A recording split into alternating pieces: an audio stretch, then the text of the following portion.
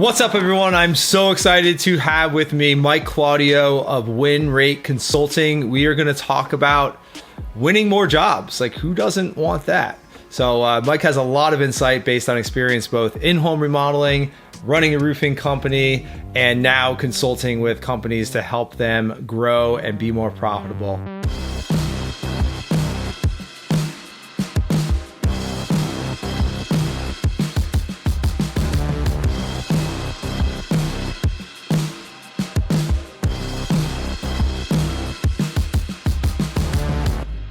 What's up, Mike? Awesome to have you here. Yeah, man, I'm excited. I'm excited to help people get more of the right clients, not just more clients. Yes, it's quality over quantity for sure. I think it's when we have like too much quantity of not the right clients that can really just like throw our business into some quicksand where we just like, some businesses don't get out or you don't grow, right? Well, I mean, we've all experienced like that one bad client will take up more time than four good clients, right? And it's always the least expensive project that takes the most of your time because everybody believes like, I gave you $1,200. How am I not your top priority? And it's like, I appreciate $1,200 is a lot to you, but it doesn't even pay for the gas to get my guys over here. Like, so it's one of those things where like that bad client, man, it'll absolutely ruin your routine, ruin your schedule, and really spend a lot of time on the wrong things. Yeah, and we've had over the past 8 years, we've had I say a handful of those, and I know their names off the top of my head. I'm not going to say them, of course, but like, because as an owner or manager, like you literally lay in bed and you're at night and you're thinking about that problem client. The phone rings, that email comes through, and the worst clients always write stories in their emails and text messages. It's never a quick check-in. It's like they got to tell you about their entire week before they get to why they're actually reaching out. Yeah, totally. I think it was Dan Kennedy, marketing consultant guru, if you will. I think he was one who said, if I wake up 3 times thinking about you and I'm not married to you, then you're out. Like, you're cut off. Like, so you wake up thinking about a bad client 3 times, fire him, cut him off, him or her off. I thought that was pretty funny. So we'll get into a lot more of that, Mike. I want to hear, and I want the audience to hear your background. We've gotten to build a relationship, which is awesome over the past couple of months. But I want our audience to hear why you're here and why they're listening to you. Yeah, sure. I mean, I do the same thing on my podcast. Like, you want to give the audience some credibility as to why to listen to the person that's coming in, right? Like, if I'm going to listen to this and do what he says, why should I do that? So I've been in sales and sales leadership for going on 16 years now. The first 9+ years that I spent in corporate America, I worked for Verizon Wireless, retail management, small to medium business sales, and large corporate sales. So I kind of ran the gamut on sales environments. Like, I did retail, dealing with homeowners, dealing with people. I managed that space, and I sold to businesses for several years. I kind of burnt out on corporate America. I ran its course, had very good success there, but I was not interested in management. And a good buddy of mine was a remodeler. He was a GC, typical bathroom, kitchen guy. He had moved his business to Charlotte around the same time I did. And he was kind of struggling to get his business where he needed it to be. And I was done with corporate America. So I took the jump, took a massive pay cut and said, let me dive in, help you grow this business. And took him from a few $100,000 a year to my second year there. We did a little over $2.2 million. Saw a lot of what it takes to grow a business and deal with the growing pains. And I took over all sales, marketing, and estimating. So I saw kind of the whole front of that and went through my own growing pains, figuring that out. And then he kind of got to a comfortable place where he didn't really want to grow anymore. And as a business development professional, I was like, I want to continue to grow. I want to continue to sell and build upon the brand. So I moved on to a roofing company that for about 2.5 years, took them from 2 million to the last year I was there, we did 5, trending towards 6 million the year I left. And then I got into coaching. So very long story short, when I was with the roofing company, I was a player coach. I had my own pipeline and I managed a group of 3 to 4 people. It was actually 2 to 4 people, depending on timing. But I want to make my sales guys more like me. And I sat down and said, what makes me me? What differentiates me? And I kind of wrote my sales process out from start to finish. What do I do? When do I do it? Why do I do it? Where do I track it? All that. I went back and read it and was like, this is a course. Like, I could probably do something with this. And I had in that process, I also had several business owners reach out like, "Hey, Mike, I see what you're doing with these companies. Like, what should I be doing? How would you solve this problem?" I was kind of coaching for free. And I kind of ran a trial with my sales guy that was out of market and said, if I can teach him this strategy and help him grow, it's a proof of concept and I'll try and coach for a living. So that was the end of 2017 into 2018. Wild success. That dude went from like 200K in sales to like 900K in sales when all we did was change his process to more of how I do things. So I started at WinRate Consulting April 2018. 2018 went pretty well, kind of did the basic stuff. End of 2018, left the roofing company, and I've been coaching full-time ever since. And in the last year, between the masterminds, the course, and my one-on-one coaching, I've helped about 80 companies in the last 18 months or so. And it's been a lot of fun, a lot of great stories, a lot of people who are kind of down and out that are now flourishing. And it's been a really cool experience to kind of be a part of that. That's awesome. And I've heard you say on other podcasts and videos before that you really love that, like really having an impact on that small to medium sized business. And certainly when you can like add or help companies add those types of numbers, both revenue and profit, like you're changing people's lives, I assume. I could probably give you 10 names right now of people who probably still wouldn't be in business. And like, that's not me bragging. It's just, what a lot of business owners happen is you get in those trenches, you get in those whirlwinds, you kind of get in those cycles. And without an outside perspective, there's no one to stop it from spinning. And when you're just not feeling it, and you have a bad mindset, you have a bad attitude toward things really haven't gone your way. You see a lot of negativity and depression and anxiety. Without someone to kind of pull you out of that and to give you some perspective and to give you a direction, there's a lot of times you don't come out of that tailspin. And I didn't want to see that. And like, I really enjoyed working for people. Like I was vice president of business development, kind of sales marketing for both those companies. And I realized like, I really enjoy coaching, and I could have a bigger impact on this industry by being a coach full time, as opposed to just helping one business at a time from a position of employment. And man, it's been a blast of an 18 months. I mean, just like everybody else, I've gone through my own growing pains. I have a sales guy, I have an operations manager now. And, so it's been fun, but overall it's been a wild 18 months, and it's been a lot of fun helping a lot of people. There's no smooth sailing in the construction industry. So wild is kind of the name of the game here. But we all sign up for it for some reason. And yeah, what you talk about as far as going through those growing pains and those challenges and not, being so ingrained in your business that like you don't have the clarity to make those decisions. I mean, that to me is, I've been doing this for 8 years now, almost 8 years next month, actually. And that to me, those are like the worst times. And so I've always been a fan of hiring coaches and getting some mastermind groups and getting some perspective, getting some clarity in decision making, sharing that kind of journey with others. One of the business coaches I had, Tim Conley, now is a partner here at Contractor Dynamics and our CMO. So like it's so valuable to just not be like stuck in the grind all the time and thinking that just because you're doing it now, that's what you have to do. Well, I'm sure you experience this too when you're coaching. I mean, you kind of coach companies through their marketing strategies and that sort of thing, right? But more often, I don't say more often than not, but a lot of the time they know what to do. They just don't feel confident doing it because they don't know for sure. And a lot of times those decisions have a dip before you actually see success from it. And making it through those valleys is really what grows success, and having somebody guiding you through the dark sides or the growing pains or the expectations of what's going to happen.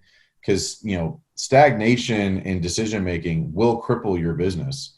And having somebody who's seen those decisions, or somebody who's seen good and bad decisions being made in those situations, is incredibly valuable to help you kind of shorten that failure gap and get to a position where you're where you want to be. Absolutely. And the more that you're in that grind and you're like in the weeds, the more difficult it is to have the ability to make those decisions, like those bigger picture on the business type decisions. Cause you're just like, you're operating from like survival mode. And it's not like, you have to get into kind of abundance mode to think about like, what do I really want? And how do I start to make those changes? I've heard you say in another piece of content that, actually, let me look at my notes here.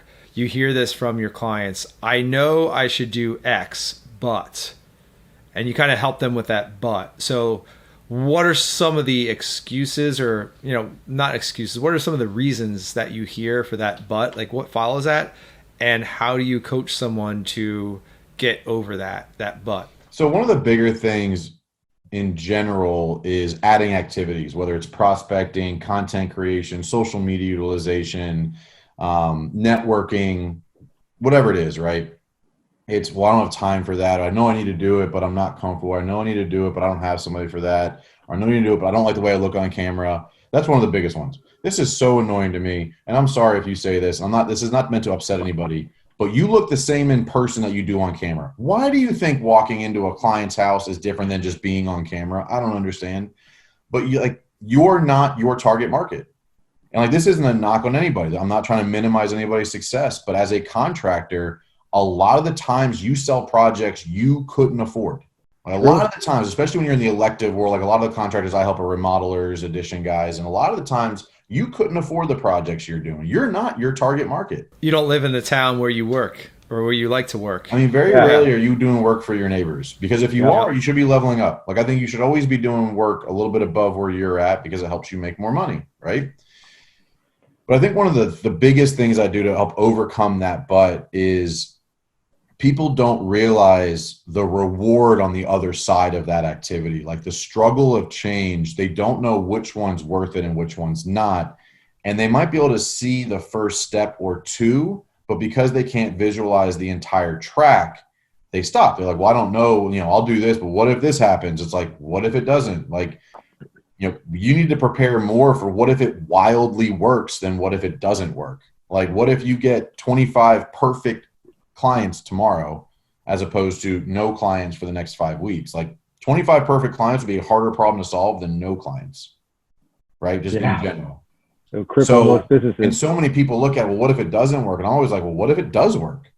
What one of these things, and it's typically time related. Typically people complain, I don't have time for this, or I don't have time for that, or, I committed to shooting some videos, but then like this thing happened. It's because they don't prioritize the activities, because they don't really visualize the success or what success would look like on the other side of that. And it happens all the time, because I'm really big on content and social media engagement. That's kind of how we met, in the power of social media. And in the world of this space, until you get that perfect lead, or until you close some business because of a video you shot, you don't really believe in it. You just assume it's never going to work for you. 100% of the time, if you are consistently putting out video content, you are going to close business through your DMs 100% of the time. It's just how consumers do business at this point. You sell to homeowners. Homeowners use social media. They use Nextdoor and Facebook groups and things like that. So if you're not on those spaces, we were talking about it off camera, where you're in the process now of interviewing or looking at some contractors for a big project for your home, and you have a few people catching your eye solely because of their ability to be seen on social media, right? And if there's probably a great contractor right next door that would be a perfect, but you don't know about them, so you're not going to slide in that direction. And what I tell people is how bad does it hurt when you drive past a client's house that a competitor is working on to one of your projects that you just didn't get because they didn't even know about you? Use that thought, that pain, to overcome the challenge of doing whatever it is. Because if you don't start, you're going to see more and more of your competition beat you to projects that you should have. Man, so many things to unpack there. So you mentioned that people get stuck on that but because they don't visualize the future that they could have. And I like to think about it as push versus pull. So if you're pushed to do video content, like, that the carrot versus the stick. If it's a stick, like just nudging you to do content, and you don't have something like pulling you toward that future, like an internal why, then you're not going to do it. Or as soon as it becomes hard, or as soon as something else comes up, then you're not going to do it. But if you have a vision of your future self, your business that is pulling you there, then you're always going to find a way to prioritize it, right? So, you might get busy on a Tuesday and something comes up, but guess what? You're going to put that on your calendar for Wednesday because it's that important. So we all make time for those things that are important to us, right? We're super busy. We're both busy. It's June right now. Our clients are super busy. We're making time for this podcast because we understand how important it is to build our brands, our company's brands, and more importantly, be able to help more people, be able to reach more people, and have that impact that you're talking about. Well, it comes down to prioritizing properly. And I think a lot of contractors, and maybe you might think I'm wrong, but I think a lot of contractors are really good at planning for short-term stuff and really bad at planning for long-term stuff. And your entire strategy has to have a mix of both. You need some long-term strategy, and you need to be executing short-term. And I say this a lot. I think this might help a lot of people, but if you were in a client meeting right now and your phone rang with a number that you didn't know, it could be a prospect, it may not be, you would not interrupt that client meeting to take that phone call. More often than not, maybe you do, but more often than not, you're not going to interrupt that activity with a distraction. Why is prospecting different? Why is content creation different? Why is social media utilization different? Because you believe that that's not important as that call or that client or that employee or that sub. Because if one of your employees called you and you're in the middle of one of your biggest pitches ever, you're not going to interrupt that meeting to take that employee phone call. So why is it any different when you're doing other activities that have a long-term strategy? That long-term strategy is more important than short-term strategy, which is why so many contractors have that feast or famine sales cycle. They do a bunch of effort, get a bunch of work, stop doing effort, lose their pipeline, finish work, start over. It's this constant feast or famine kind of roller coaster. But it's because of the prioritization struggle of, well, because this isn't going to pay off for a while, this fire is more important right now. And I'm really big on time blocking. My time management training is really focused on time blocking, where I have specific time blocks throughout the week for specific activities. So if a client calls me or an employee calls me, I know I'm going to have time to get back to them. That's one of the biggest, angst or frustrations for business owners. When something gets added to your plate and you don't know when you're going to be able to handle it, is when you really get flustered and frustrated and start dropping balls. But if you had a way to, okay, this client called, I'm going to drop that into this bucket because I'm in the middle of this activity. This employee called, I know I have time for them later today. If you had that, you can be incredibly more tactical with your time and not allow yourself to get interrupted, because 98% of the time, whatever that interruption is, could wait. 98% of the time, maybe 99, I don't know, maybe 100%, I don't know, but it's a very large percentage of times when your phone rings, if you didn't get back to them for 30 to 90 minutes, nothing would be negatively impacted. But you'll interrupt what you're doing. You see a lot with bookkeeping. No one wants to do that, right? Social media creation, content creation, employee development, right? All these things that are not fun parts of the job, but are necessary to grow a meaningful business over time. You'll allow yourself to be distracted, and it pulls away from all those other activities that you really need to be doing, when that thing could almost always wait. Absolutely, Mike. And I'm a big fan of time blocking. I'm a big fan of making sure that you're focusing on the important. I'm sure you've heard or seen the important versus urgent matrix. Yep. So there's those things that you have the not urgent, not important things, which, why the heck are you doing them? Stop doing those. Most of us focus on the urgent but not important. It's like, what's in front of us? Oh, there's a notification. Oh, I got to get to that right away. That's what most people go through their days doing, and it's complete chaos, and the important stuff doesn't get done. And I've been there before, for sure. Much more focused now on the important. I don't get any notifications on my phone. We have a receptionist that answers calls. We get back to everyone the same day. One of the big wins that I've had this year in 2020 is I have a 90-minute block every single morning from 5:30 to 7, where there's no distractions, and I pre-plan what I'm going to be working on. So it's 90 minutes working on that thing, that project. No Facebook, no email, nothing. I have some jazz music and the old AirPods here, and that gets done. So that's a huge win for the day right there. Even if the rest of my day is chaos, which it rarely is, I have that win. And I recommend that for everyone. Don't start your day waking up and checking your email and checking Facebook and all this nonsense. There's nothing good there. There's nothing good there. Yeah. So work on your priorities, and the compound effect of doing that day in and day out is incredible. It's incredible. Well, a big part of it is just setting proper expectations. If you from the beginning tell clients, hey, if you call me, I'm likely in the middle of something. I'll always get back to you within this time frame. One of the biggest parts of the time management training I do is the final part, which is where you call your 20 to 25 core people and let them know when you're going and not going to be available going forward.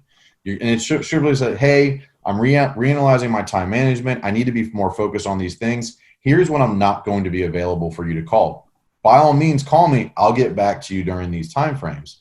And that's one of the most important parts of implementing a new time management system, is that everybody around you, your core 20 to 25 people, whatever that is, know that your time is changing, because those distractions, the people who are used to getting you immediately, will be the reason you are or are not successful at implementing, owning your time again. Because if you're just reacting to every fire that pops up as it pops up, I mean, you're just an employee in your business and you're never really moving anywhere. You're just constantly running around putting fires out. Yeah, you get to the end of the day, it's like whatever, 5 p.m., 7 p.m., 9 p.m., and you're like, man, it was cranking all day. I was slammed. And then you're like, what did I really do? Like, what did I really accomplish today? Like, we've had those days where you just feel like you're running around like crazy and it's just nothing gets done. And that's why there's no intentionality around how you spend your time. My friends, my kind of high school buddies, a close group, they'll make fun of me because I don't answer my phone, or, like sometimes a text during the day, but I don't answer random calls during the day. And I'll always get back to them that night, or I try to anyway. And not to knock like business owner versus employee at a large corporation, but hey, this it's different. This is my business, okay? Like it's different. Not that jobs and employees are not important. Don't want to get that confused at all. It's different. So, and everyone's situation is different. So you got to be intentional about that and create those boundaries, and train your clients on how to interact with you, right? If they text you at 10 o'clock at night and you respond, well, then you've just trained them that it's okay to text you at 10 o'clock at night. So don't complain that the next week you get another text at 10 o'clock at night, because you've implicitly said that it's okay to do that because I will respond to you right away. Well, and the last best practice on this is your time blocks are not like a forever thing. Like, I probably rebuild mine once every like 90 days because my priorities change, my projects change, my clientele changes. Because with my one-on-one coaching clients, we have a call the same time, the same day every week. Well, as I add new clients, my routine changes, where I need to fit people in changes. So I just went through this with somebody else, one of my new clients last week. And, they're like, oh, so how long is this just like this forever? And I'm like, no, like, you have to reevaluate every 90 days based on priorities and activities and employee count, all these things. So don't think that if you said it's got to be that way forever. I mean, don't change it every week, but understand that it's a living thing and it will mold with you as your priorities and business needs change. Yeah, 100%. That morning time block that I was talking about, 5:30 to 7, I got that from Craig Ballantyne in his book, The Perfect Day Formula. And he's like, even if you wake up and you work out, right, which is me. For the last 15 years, I've woken up, slam some water, go run or go to the gym. Like, that's my thing. And he's like, even if you're that guy or girl, trust me and try this just for a week. Like, try this thing where you get up, the first 90 minutes are spent on your most important activity, and then you can do your workout and whatnot. And that was a big shift for me because I've been doing the same routine for 15 years.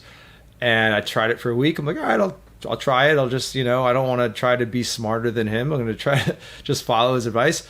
And that was like 5 weeks ago. And I love it. I love it. And this gym near us is opening up right now, and it's like outdoor classes, and my wife is going to join it. And I was like, what time are the classes? And she's like 5:30 and 8 a.m. And I'm like, oh, I like my new schedule. That doesn't work with my new schedule. So have fun. Like, I want to, but it just doesn't jive. And then on that other point of things being kind of fluid, actually just talking about that this morning with my partner, Tim. So we have our group client calls every Tuesday and Wednesday, and there's like a 10 a.m. one on Tuesday and 10 a.m. on Wednesday. And I was like, well, I want to, like July 15th, which is like a month from now, I want to shift those to the afternoon so I can reserve the morning time for, more focused work. And yeah, don't be afraid to mix that up for sure. That makes a ton of sense. So I'm so glad we got into the time management, because it's true. Like, you can coach on sales, I can train and coach on marketing, but like, you need to have that fundamental aspect of the time management. And I'm so glad. It's the only way you can add things, right? Because I come in typically and I'm there to create change in their sales and business development routines and success. Well, to do that, a lot of the time we need to either remove or add different activities. Well, the first but is always, man, I just don't have time for that. I mean, like, it's back to your original question, like but, like, I know I need to, but it's almost always around time. So I started just saying, hey, the first training I do with every client is time management. Because I know when we 6, 8, 12 weeks into this, I'm going to start asking you to do things you're not doing now. And you need to have time and space allocated for those things. And right now, I bet if I added 4 hours of work to your week, you would say you couldn't do it. 4 hours. I'm adding 4 hours of activity to your work. It's 45 minutes a day. You telling me you can't find time for that? Yeah, man, I'm just too busy. Then we have a time management issue. So I saw that so many times. I lead every new client with a time management training. Literally 95% of the time, that first meeting we go through, here's how we're going to start structuring your time. Because then it gives me time to hold them accountable to implementing it. Because I have a whole routine I go through them with to do that. But I mean, it's always the first but is always, yeah, but I'm not going to have time for that. You are wasting more time than you realize by not preparing properly, by being reactive, by not structuring it with intentional time. It takes you 3 hours to do a 5-minute task because you allow yourself to keep getting distracted. Like, you have more time than you think. Yeah, 100% on that. And that's a great example, Mike, of listening and observing the problems that your prospects and clients are having, and not just trying to jam your sales training down their throats. Like, you have to do this, you got to find time. Like, you're actually listening to their feedback and saying, okay, well, you've got this problem, this challenge. I'm going to offer you this solution. And that's a great segue for getting into how you train your clients on positioning and differentiation and selling. So what is it that you see over and over when your clients, remodeling companies, contracting companies are like, yeah, we have our process, this is how we do it, but we still are contacting you because we need help. Like, it's just not working the way we want. How's that conversation start? Typically, they've reached some sort of stagnation or reduction in revenue. Like, they had a great 2019 and 2020 didn't go the way they wanted to, and there's something that they want to add. So every one of my client situations is unique and customized. Like, I have clients that do $500,000 in sales a year, and I have clients that do $8 to $10 million a year in sales. So they have wildly different problems. So a lot of times it's about how do we modernize our approach to relate to our younger audience, right? Because your average client is younger than it used to be, significantly more technology savvy, and significantly focused on the client experience from how easy are you to do business with. So a lot of times it's coming in saying, hey, Mike, we're hitting a plateau. We've been at the same number for the last 2 years. We're trying to get to that next level, and we've done all we can do on our own. A lot of my clients will say, hey, man, like I've tried all the free options and I just couldn't make it work for me. So really what hiring a coach a lot of the times is about accountability and implementation to make it relatable to your business. Because look, you could YouTube or read anything I teach. Like, it's out there. The information's there. Same here. Same for you. I mean, like, you could Google it and figure it out or find it somewhere. The challenge is implementing it into your ecosystem with the people you have and the fears and anxieties and hesitations you have, and overcoming those, and ultimately just being held accountable. There's a lot of business owners that, yeah, I tried that 3 times. I just couldn't sustain it. Well, I'm going to help you do that, because my one-on-one coaching clients, we talk every week. So like, they know there's a to-do list, there's a deadline, and Mike's not like, I'm not like okay, well, I'm sorry you didn't want to do it this week. Maybe we'll try next week. No, that's not how I coach. My content, like, I don't pretend to coach that way. Like, I'm an accountability focus, because I know most business owners know what to do, just don't have the sustainability and self-accountability to do it. So, but I'd say at a baseline, it's a lot of people who are either stagnant in growth or starting to see a reduction in revenue bring me in to try and just create some change or create some scalability or create some systems and processes to create systemic consistency that most contractors miss. Like, they just don't do things consistently, and creates a wildly inconsistent client experience. Are there common issues that you see why companies stagnate, why they plateau? I think the biggest thing is that a consistent client experience, because what happens if you look at it from that perspective is, let's say we're going to use Bob is client A and Steve is client B. So Bob, you come in, you're clean cut, you're on time, you ask good questions, you give good suggestions, you deliver your proposal on time, you kill the project, you follow up, you show appreciation, you give him a gift. Bob loves you. Bob refers you to Steve, and Steve gets the other guy. And the other guy shows up late, doesn't ask good questions, doesn't get value-added stuff, doesn't deliver the proposal on time, or doesn't follow up at all. Steve still might hire you because Bob said so. And Bob, you can trust Bob. Maybe the sales guy had a bad day, but they get in the project and the consistency of inconsistency goes on. And some of your subs don't deliver the same way. Some of your finished work doesn't end the same way. Well, then Steve goes to Bob and say, Bob, is this is the company you referred to me? And now Bob's embarrassed. Bob's confused. That's not the experience I had. But now Bob and Steve can't refer you because they don't know which version of you they're going to get today. And that is how a lot of businesses start to stagnate, because they just, like, your marketplace does not understand what you do or the quality of work that you do, because it varies depending on what sub you're using, what sales rep they get. You know, if you have, like, a good telltale sign is if you're people calling asking for a specific sales rep, your system's not built right. Your training is not consistent enough. It happens sometimes, but if every one of your sales reps has it happens sometimes, but if you have the same guy that's like not closing as many deals and a lot of people are calling for the other guy, you need to have the same client experience every time, because the Bob and Steve story happens all the time. It happens because you had a bad day, you had a bad job, you had a bad sub run, you had a bad supplier issue. It all happens. But when Steve goes to Bob and said, Bob, this is the guy you referred to me, he's shitting the bed. Now, Bob's frustrated because he's embarrassed. Steve is not mad at you as much as he's mad at Bob. And now you lost 2 referral partners in the same neighborhood, or worse, they're talking bad about you. And that like-minded community say they're not worth the risk because you just don't, like, they're good, but I actually wrote a blog of the power of the word but. Like, you can either say, hey, they do great work, but they don't communicate well, or, hey, man, they're expensive, but they're worth it. That power of that but can slide one way or the other incredibly easily and either make or ruin your reputation. Because you've all heard that statement before. You've all heard a version of that when talking to somebody. Yeah, man, like, they do great work, but whoo-wee, they were tough to deal with. That is gold. Hey, man, like, they're expensive, but it was worth every dollar. I felt comfortable the whole time. They managed everything. They took care of my house. They took care of my property. They left this awesome gift. Like, it's worth spending the money. Yeah. So what side of that do you want to be on? Which company do you want to be? And it really comes down, in my opinion, to how well and consistent is your client experience from the first time they see you on social media to the time you're sending them a 1-year thank you gift.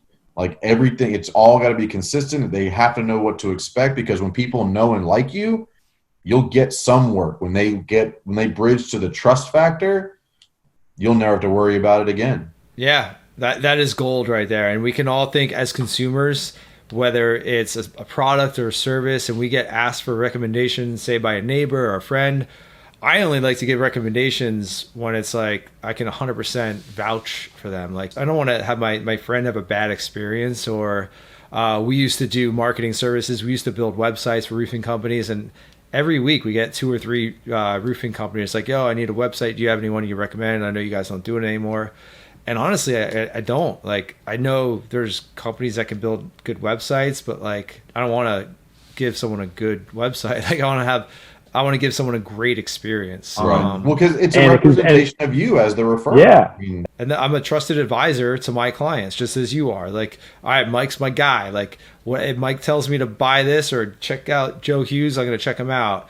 You know, same thing here. If I'm referring people over to you and saying, hey, you should really listen to Mike, he's got some good points, like, I'm going to 100% stand behind that. If you're inconsistent with that, or I'm inconsistent with, you know, the way I deal with you or your clients, like, see ya, you know. There's no Chick-fil-A and McDonald's. Yeah. Right? I mean, like, when you go to Chick-fil-A, it doesn't matter where you are in the country, you're getting the same exact experience. And that's why they make 5 times the revenue of everybody else combined on 1 less day a week.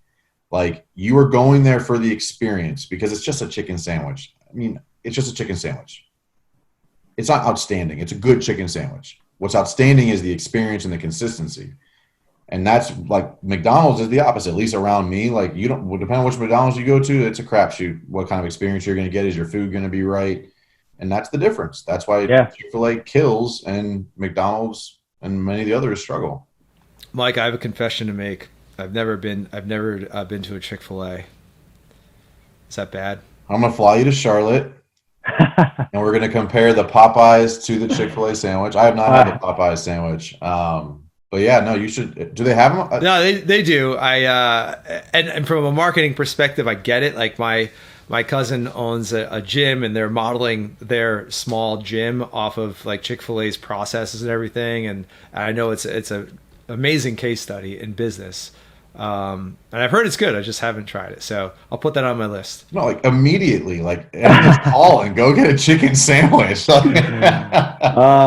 Man, I mean that makes total sense. We can all see this. Hopefully, listeners or viewers are like, all right, I get it. And I do have those guys. I do have that one awesome sales rep and that awesome designer on my team. Then we also have these other guys and girls that are like, okay. So how do I, as an owner of a remodeling company or roofing company, how do I SOP my business? How do I like standardize the things that we do so our clients get a consistent product and service? So there's two things that most don't do, and this is business as a whole. This is not to just the construction industry, but one, you need to videotape your trainings.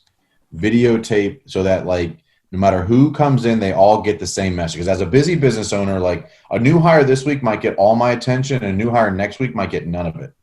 Like you can't have that onboarding disparity because that'll create massive mindset and culture issues and sustainability and consistency. Like it's just bad. But then second, it is not fun initially, but you need to be consistently role playing. Because if you ask one, you should be able to ask any of your people the same question and get somewhat of a similar answer. Like everybody should know the same thing or the same process. Like for me, I think there's 5 main parts of a sales process in home. You got to break the ice, you got to build rapport, you got to collect scope, you got to soft close, and you got to set next steps. I think one call closes are done. Like if you're one call closing right now, I'm happy for you, but that's not how the consumers are making decisions or want to make decisions anymore. You should probably try and do a 2 call close if that's how you're doing it right now. Personal opinion, do what you want with that. But those 5 things, if your team has the right strategy, the right routine, the right effect for those 5 parts of a meeting, you will win, period. Because if you're breaking the ice well, you're building good rapport with people, you're giving value-added suggestions while collecting scope, you're using a soft close approach, and you're setting next steps properly, you will win incredibly more often. So like you have to figure out for your business, what are the key points of your process that need to be documented? Document them via video. I've gone as far as seeing people take a videographer to a client meeting. Hey, client, do you mind? We're doing a little bit of training. We're going to get some video. Do you mind being in a video for us while I walk through my sales process with you? It won't be any different. I just want to document it so my team can get some training. Or you create a role play situation and do it on your own. But then you need to consistently check in and role play with your team. It can't be like, are you going to watch these videos? We're going to role play once and good luck. I'll see you in 6 months. No, it's like every week in your sales meetings, you should be bringing up objections that your team is seeing and overcoming them together. You should be talking about breaking the ice and finding ways to build rapport, because the minute you create a personal relationship with that person, their guard comes down immediately. You can see it in their face and how they communicate and how they stand. When you go from I'm a contractor and you're a homeowner to we are here together to solve the problem that you have, you inherently get better chances to win. So figure out for your business, whatever business you're in. I mean, obviously most of your clients are roofers, so it might be a little bit different for that space than interior kind of elective type stuff. But in general, figure out the key points of your process that you need to be consistent. It could be your onboarding. It could be your qualifying questionnaire. It could be how your receptionist is handing off to other people. It could be how your sales guy is transitioning to the production manager. It could be how you want to run an in-home sales meeting. Video document it, and then regular role playing so that everybody's answering things and overcoming objections and building rapport similarly. It's not fun to implement initially if you haven't been doing it, but once you do, everybody will appreciate it. I bet. And hey, if I'm a homeowner and a remodeling company comes to me and does like that first meeting and they have a video guy or girl and they say that, hey, we're just going to document, do you mind? I'll be like, yeah, that's awesome. Like clearly this company like cares and has their act together enough to like do this. Like, okay, that actually gives me a lot of confidence that they have a process and they care about that experience. Well, the first person to say, well, I don't want to spend money on that, right? I mean, like a videographer for a day is probably $1,500, maybe $2,000, maybe. how much is your time worth every time you hire somebody? You have to sit down and go through the same training with them. Like, and like, depending on your mood, you may or may not deliver it the same way, or you may or may not give it the right attention, or you may or may not miss pieces. Because as business owners, the majority of our decision making is between our ears, not on paper. Mm-hmm. So you don't remember what you did and didn't talk about because it was just whatever was on your mind that day.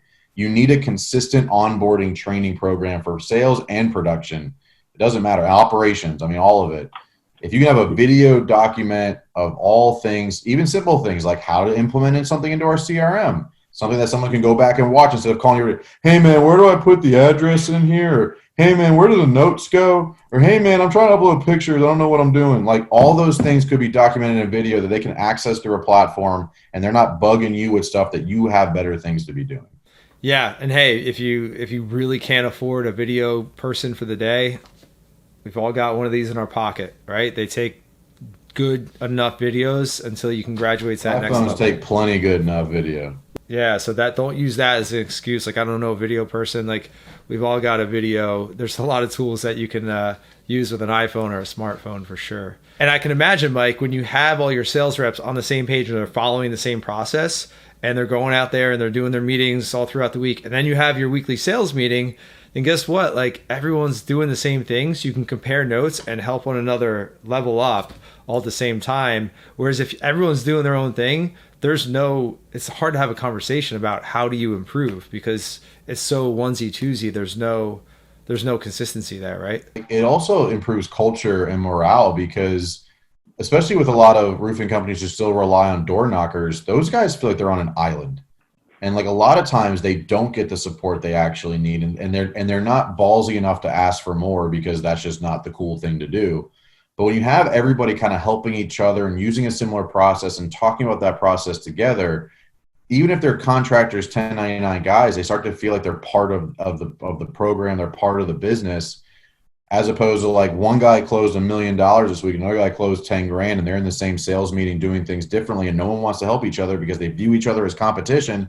And it's like, what the hell are you doing? You're creating this environment of contrast and aggression between your sales reps when, like, if they were just supporting each other, everybody would win.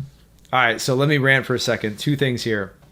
So we provide marketing training for roofing companies and some high caliber, super motivated individual 1099 sales reps.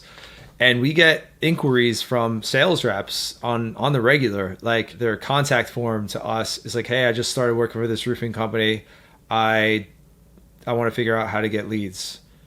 And like, dude, like, what's the roofing company doing that's hiring people, that's not giving them a system to succeed, to where you have a sales rep reaching out to an outside marketing training company like us trying to figure it out? Or number two, when you have sales reps, like, you see them in the Facebook groups, at least in roofing, like, hey, I just started working in the roofing industry for, whatever company. What do I do? Anyone got any tips on like how to get business or how to do this? Like, are you serious? Like, you should ask yourself why you started working for that roofing company. If they hired you as a 1099 and now you're going to Facebook to get trained, like, that blows my mind, like, completely. It's got to be one of the highest turnover positions in our industry, is like that outside roofer sales rep, 1099, commission only guy. And why would you want to start over every 2 to 3 months because you did not give that guy the support, that girl the support that they needed to be successful? I partner with a woman out of Dallas who runs they did 7 million last year. They're on pace to do 12 million this year. And they have a very consistent interview process, onboarding, training, consistency. They make people feel part of the team. And, she's grown to 15 or 16 sales reps. Yeah, that's huge. I mean, to have a 6-figure earner is a pretty big deal in that space. And, they're all doing close to $1 million or more a year. And that's not common. Yeah, I was going to say, if you're earning 6 figures as a sales rep, then you're producing at least $1 million in revenue. So why wouldn't you, as an owner, invest in those people? It's in their best interest. It's in your best interest. It's in your client's best interest. It's like a win-win-win. So, but I think it comes back to the same, like, because they don't have consistency, because they don't have intent for their schedule, they're just like, I don't have time to do that. You don't have time to not do that. Yeah. Do you have time to hire and train new sales reps every couple months, like you said? Like, no. That's just like being operating on the hamster wheel. Question, what's one of the biggest things? I think that consistent client experience. I mean, one of the bigger things I do in my overall coaching is we almost always go through a full documentation of your sales process. I have kind of a big questionnaire I go through and help people walk through the documentation process of that. So they have something on paper, because a lot of times even the best sales reps miss things because it gets out of routine or doesn't come up that often, or they just forget. And having that document is something you can look at and train on, can be huge in keeping a consistent experience. Oh, absolutely. You mentioned a couple of things before that I want to circle back on here. The soft close and the try to make it a 2-meeting close, not a one meeting close. What is a soft close, and why is that more valuable right now? So consumers are incredibly used to spending as much time as they want doing their research before making a decision right now because of the access of information. So they want the ability to make a decision after they've done their own decision process, right? And many people, that includes an enormous amount of research between social media, the internet, group chats, Facebook pages, community pages, whatever. They're not prepared to make a decision on the first call. And that's my opinion. It depends on your industry too. I mean, if you're a restoration company and their house is flooding, different situation. This is more of the elective, even some on the insurance side. But what the soft close does, if you've asked a lot of good questions and you uncover their decision process, you uncover their budget, you uncover their timeline, the formula I use for the soft close is, if I can accomplish X scope within Y budget by Z timeframe, are you prepared to move forward with me or us, or however you want to see that? So what that does is it puts them on the spot to actually tell you what their objections are or what you have to overcome in the process in order to close their business. Because they might say, hey, I'm not yet, I'm getting a couple other quotes, or hey, I'm actually leaning in this direction because my brother, cousin's nephew's son, right? Like, relationships is a big challenge to overcome. It's one of the harder objections to overcome because they have to put themselves in hot water with somebody else to hire you. That's a really hard objection to overcome.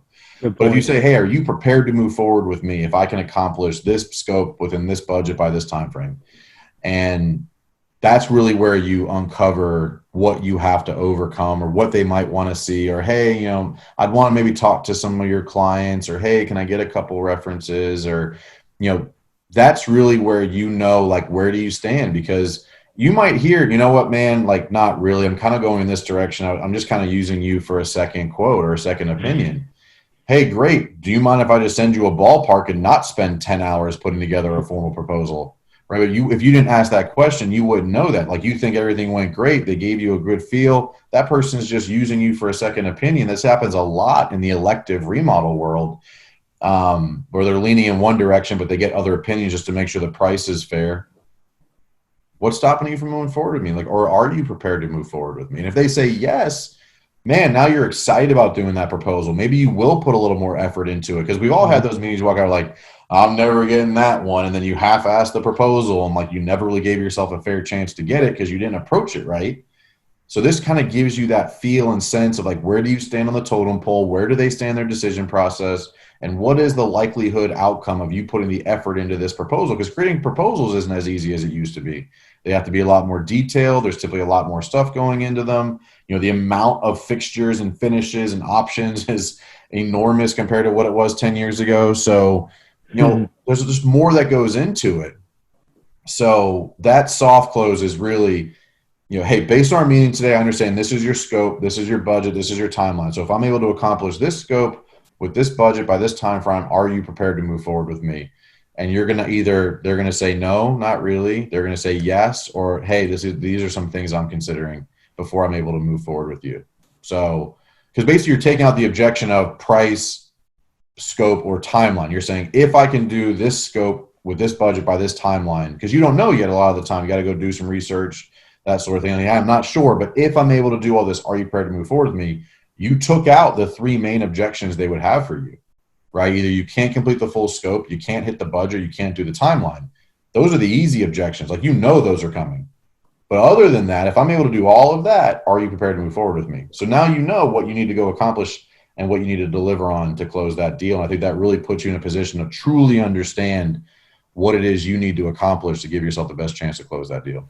That might be the takeaway of this whole episode here. That's huge. Implement that one question. And I think a lot of sales reps and even business owners, we get so excited about the prospect of getting this job that we're like, okay, Mike, awesome, sounds good. And you like run your truck and you run back to the office and you're like so excited to do the estimate because you're scared of what those objections might be. So you just avoid them. And we call it, in our sales meetings, like hunting down those objections. Like, what are they? Like, ask questions. And yeah, you might hear something that you won't want to hear or hear something that you're not prepared to overcome. But yeah, like you said, it's going to save you potentially hours of time and aggravation and energy and anxiety and frustration and stress and all those things if we just have this conversation of, I'm not a contractor, you're not a homeowner, but we are this team trying to figure out this problem together.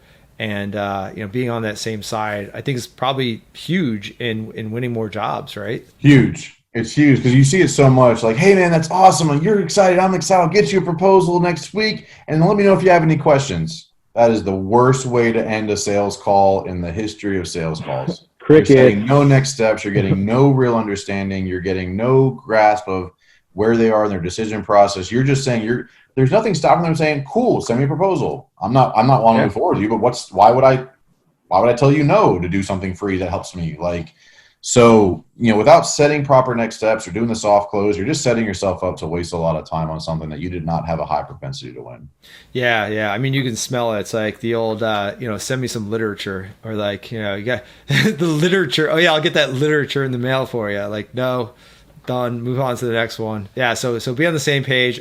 Ask those questions. The soft close is gold. That's huge. Anything else, Mike, that we didn't cover as far as what your clients are doing to win? I mean, we could probably do an entire episode on my strategy for social media and content creation. That's probably we're a little over on the time frame for this one. Like, I probably talk for another 30 or 45 minutes on that. But I'll say creating a consistency to your social media engagement is probably the biggest thing. Because when people post, hey, I had a great project, let me post for a couple of weeks, then you don't post for a couple more weeks, that inconsistency, like, it kills engagement, it kills how many people are seeing it, it kills the algorithm. And then also when people go to research it, like, they only post like every once in a while. Like, they're even really in business. Like, it's just, if it's better to almost not post than to post that inconsistently.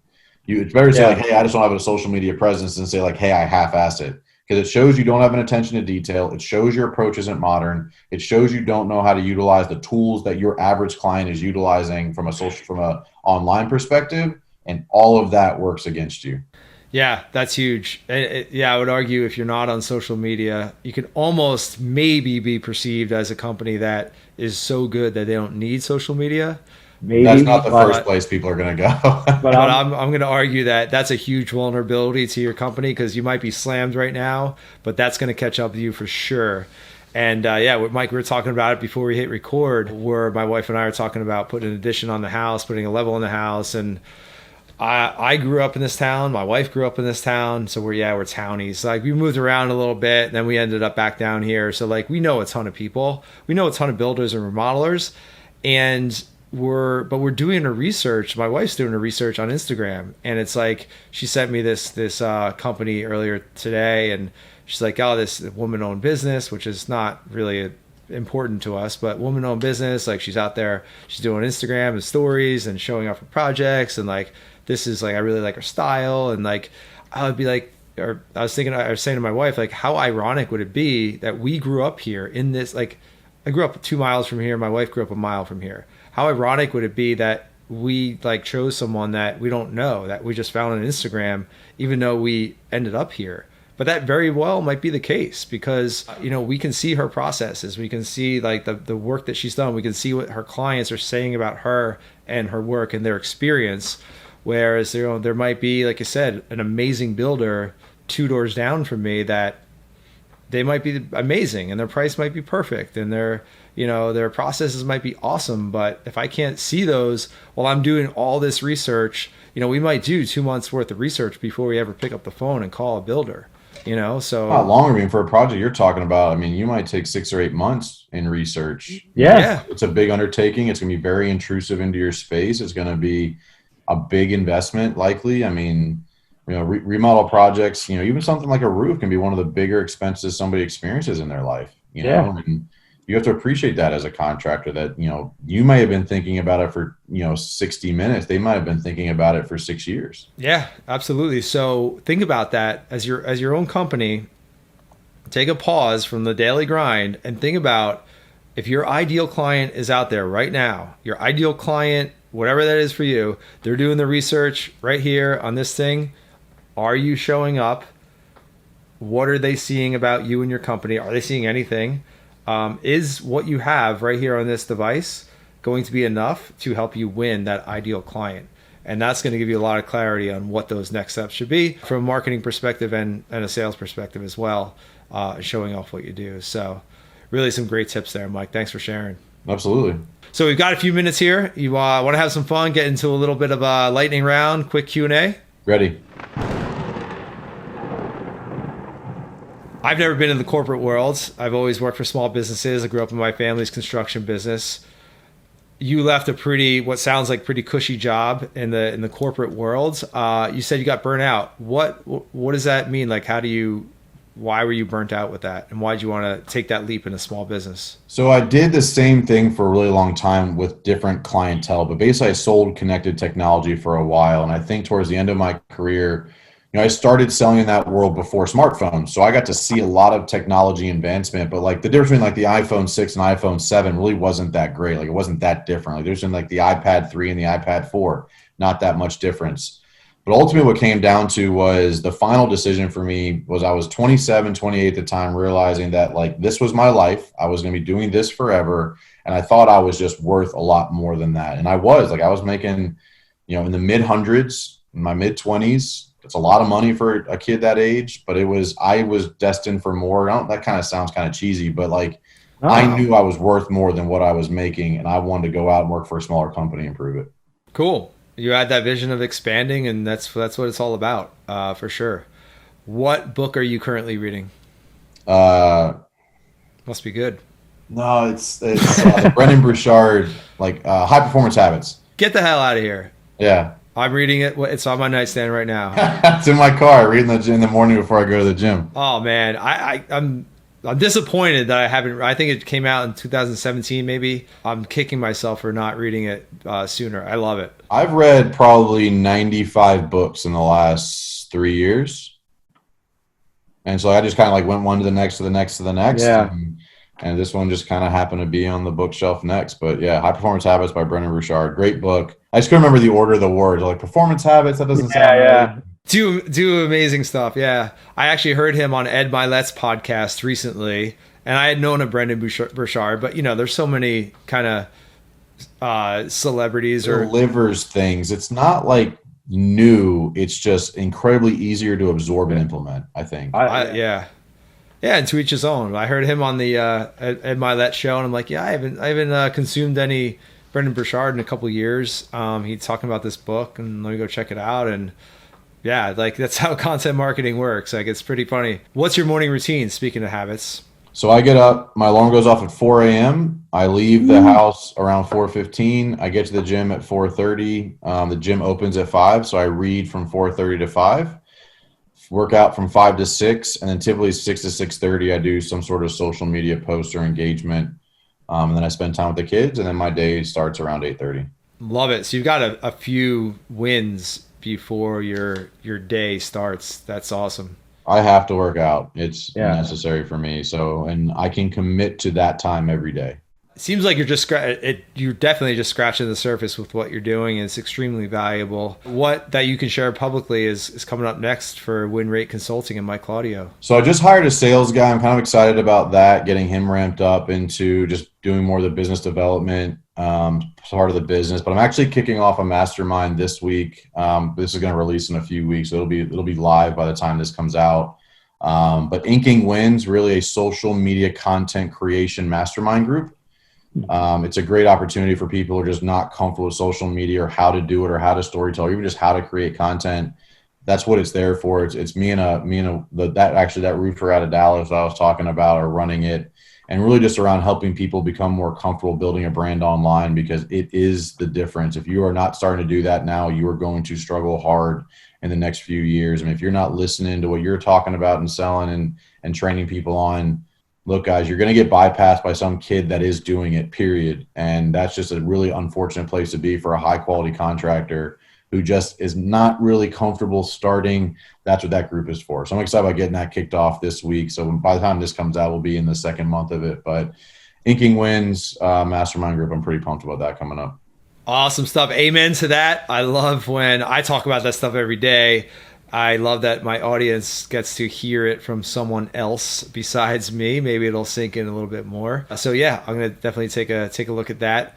Mike, I appreciate your being on here, sharing your insights. I know there's a lot more to unpack, so maybe we can get a couple more scheduled in the pipeline later time this year.